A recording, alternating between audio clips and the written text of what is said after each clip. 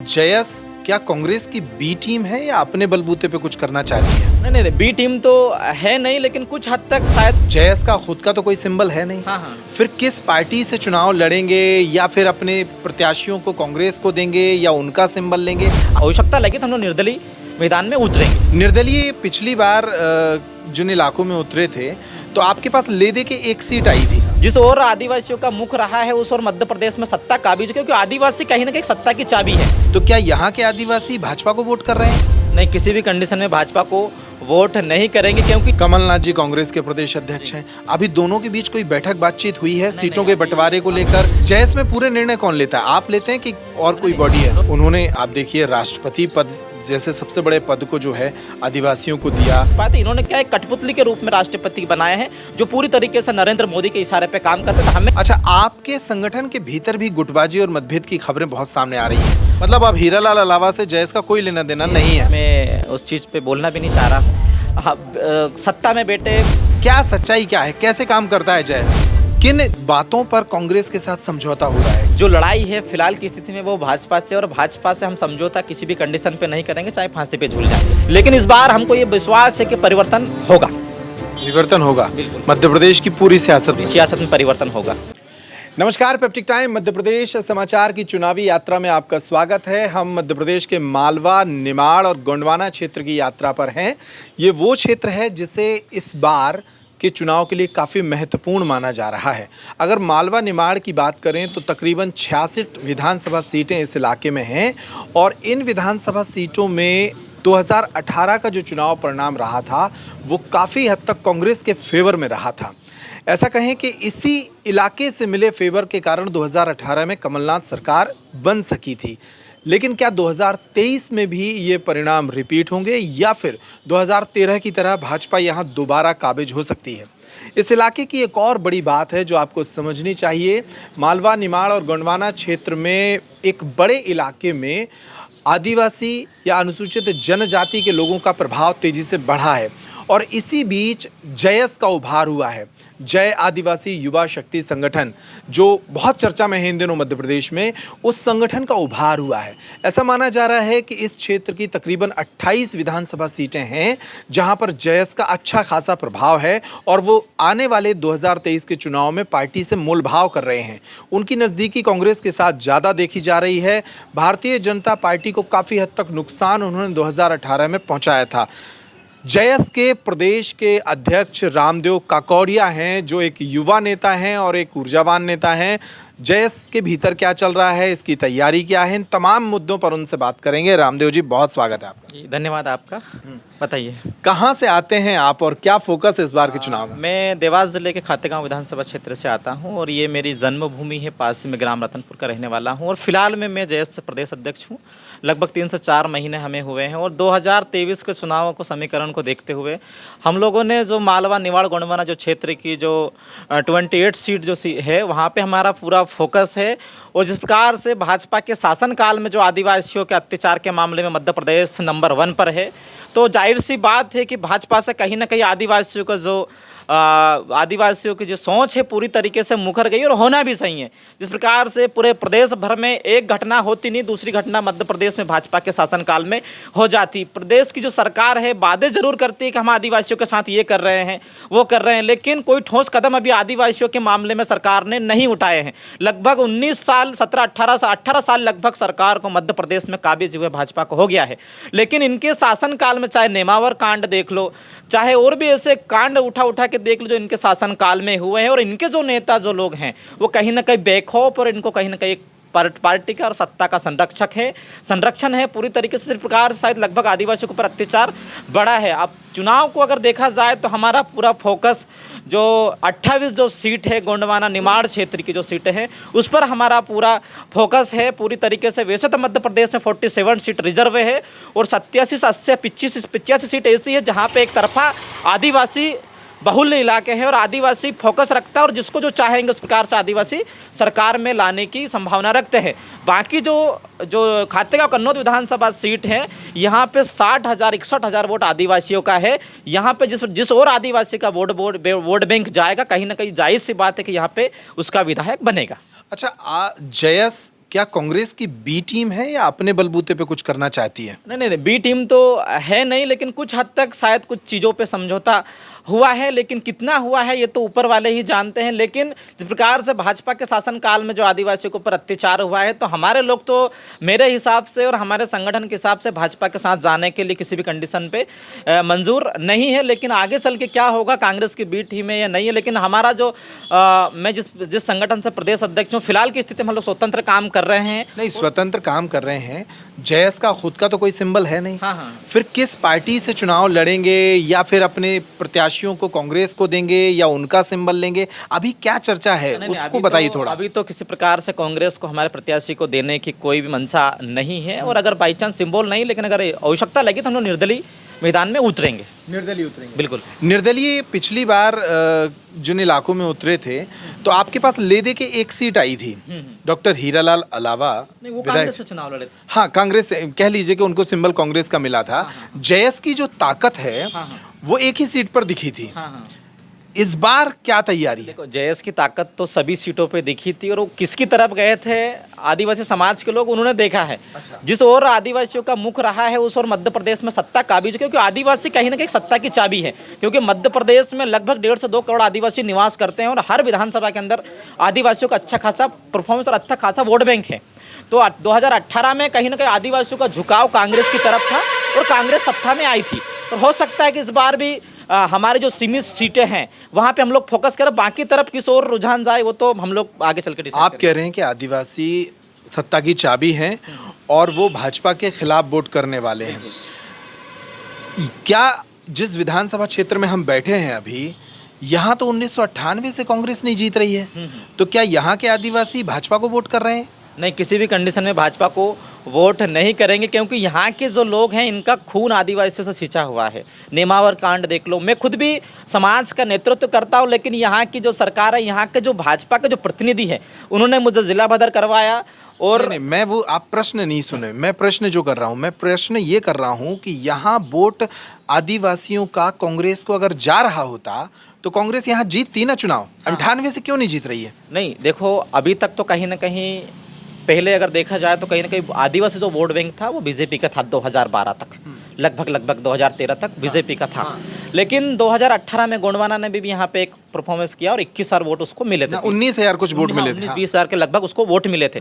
लेकिन इस बार हम लोगों ने भी ये तय किया है कि गोंडवाना की तरफ भी हमारा कोई झुकाव अभी की पोजीशन पे नहीं है, ना ही यहाँ से कोई जयस प्रत्याशी चुनाव लड़ रहा है। तो जाहिर सी बात है कि हम किसको सपोर्ट करेंगे, आप जान ही रहे होंगे लगभग। अच्छा, आप प्रदेश अध्यक्ष हैं जी। कमलनाथ जी कांग्रेस के प्रदेश अध्यक्ष हैं। अभी दोनों के बीच कोई बैठक बातचीत हुई है सीटों के बंटवारे को लेकर या सामंजस्य को लेकर, गठबंधन को लेकर? अभी तो कोई बैठक हमारी नहीं हुई है, और अगर होगी तो सबके सामने क्लियर करेंगे। जयस में पूरे निर्णय कौन लेता है? आप लेते हैं कि और कोई बॉडी है? हम लोग भी है, राष्ट्रीय कमेटी के लोग पूरा निर्णय लेते हैं, जो फिलहाल मध्य प्रदेश में मौजूद है, तो वो पूरा निर्णय लेते हैं। बाकी जो लोग हैं हम लोग भी साथ में सम्मिलित होकर निर्णय लेते हैं।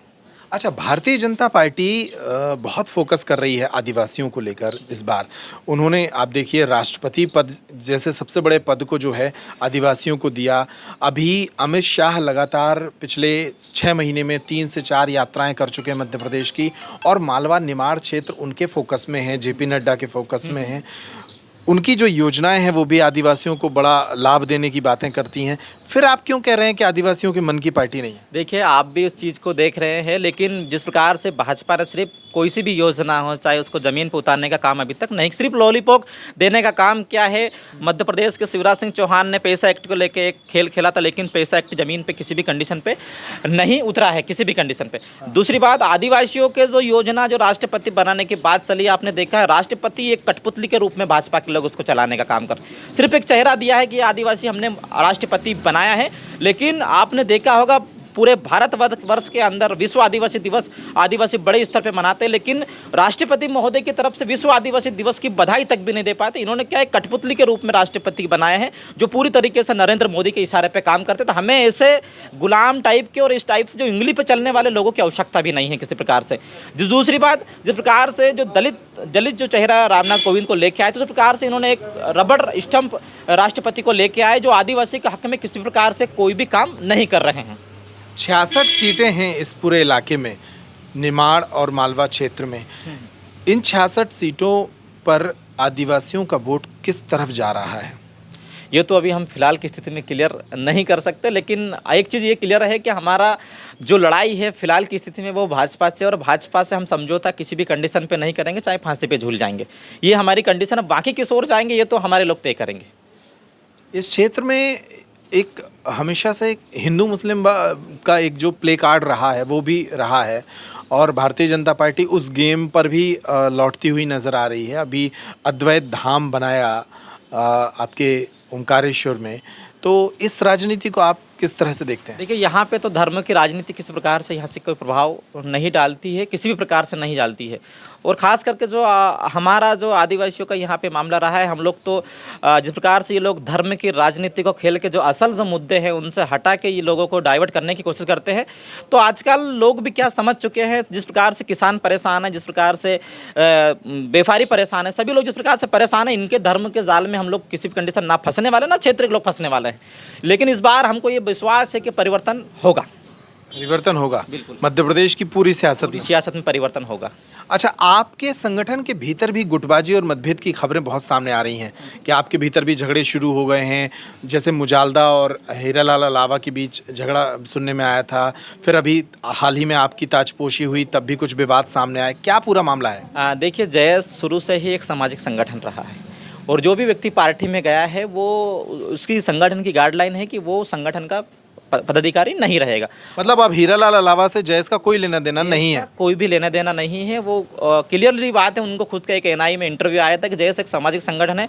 फिलहाल वो कांग्रेस से सदस्यता लेके विधायक है, तो वो किसी प्रकार से पदाधिकारी नहीं है।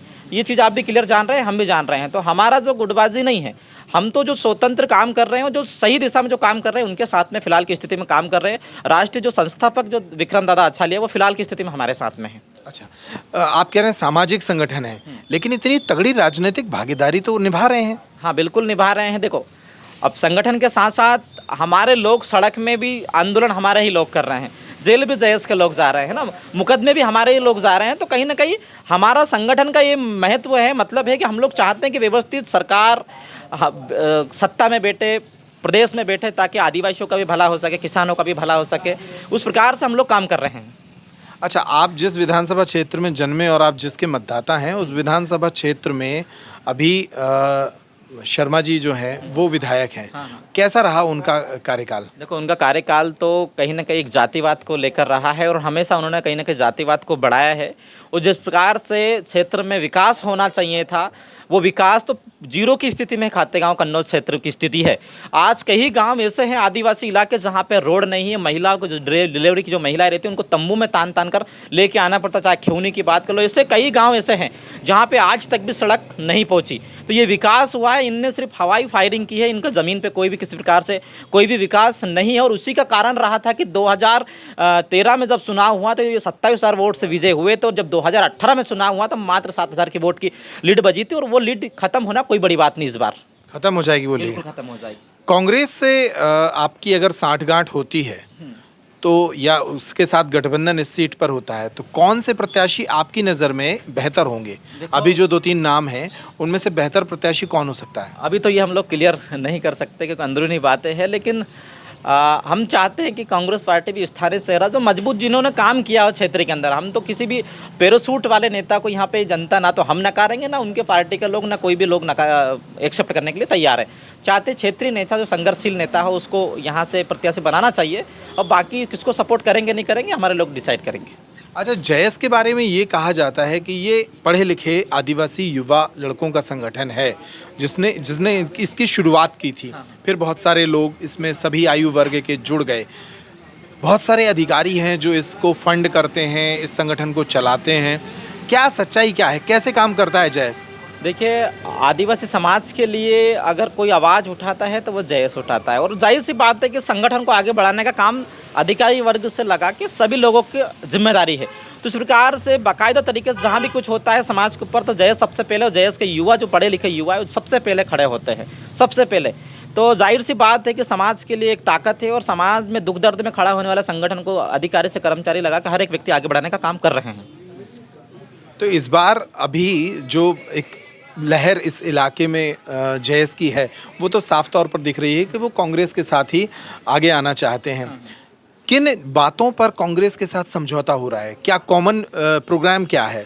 दोनों की रजामंदी किन मुद्दों को लेकर बन रही है? देखो ये तो अभी क्लियरली नहीं हुई है और मैं उस चीज़ पे बोलना भी नहीं चाह रहा हूँ, और जो भी चीज़ें होगी वो क्लियर हो जाएगा। मतलब अभी कोई रजामंदी है भी नहीं, कोई रजामंदी नहीं हुई, अभी टूट भी सकती है बात। टूट भी सकती है। टूट सकती है तो फिर जयस क्या करेगी? नहीं, अभी टूटने की तगार पे तो मेरे हिसाब से नहीं है फिलहाल की स्थिति में, क्योंकि जहाँ तक जो बैठकों के दौर चल रहे हैं, जिस प्रकार से पूरा माहौल चल रहा है, तो अभी क्या होगा ये तो मैं बता नहीं सकता। अच्छा, निर्दलीय प्रत्याशी कितने उतारने की सोच? प्रत्याशी हम लोग विधानसभा में उतारेंगे। 27 प्रत्याशी निर्दलीय तौर पर जयस उतारेगी पूरे 28 में से। तो ये निर्दलीय प्रत्याशी वोट किसका काटेंगे? अभी तो जो उन सीटों पे हमारा फोकस है कि जहाँ पे कहीं ना कहीं अभी तो फिलहाल की स्थिति में हम चुनाव जीतने की कगार पर हैं। अब वो किसका वोट नहीं काटेंगे, काटने वाली स्थिति में हम नहीं हैं। अच्छा, मान लीजिए आपके पास एक सत्ता की चाबी आ गई। हाँ। 27-28 सीटों पर जो आप कैंडिडेट उतार रहे हैं उसमें से 10-12 लोग जीत गए, और आपके पास ज़रूरत पड़ी सरकार बनाने में आप लोगों की, तब कहाँ जाइएगा? भाजपा के साथ नहीं जाएंगे, बाकी जो भी रहेगा उसके साथ जाएंगे। उसके साथ जाएंगे। बिल्कुल। तो बहुत शुक्रिया आपका रामदेव जी। तो इशारा साफ है, मालवा निवाड़ की 66 सीटों पर जहां आदिवासी मतदाताओं की बहुलता है, उस सीटों पर जयस का एक अच्छा प्रभाव है, और जयस इशारों इशारों में कह रही है कि कांग्रेस के साथ है। इस इंटरव्यू में इतना ही। नमस्कार।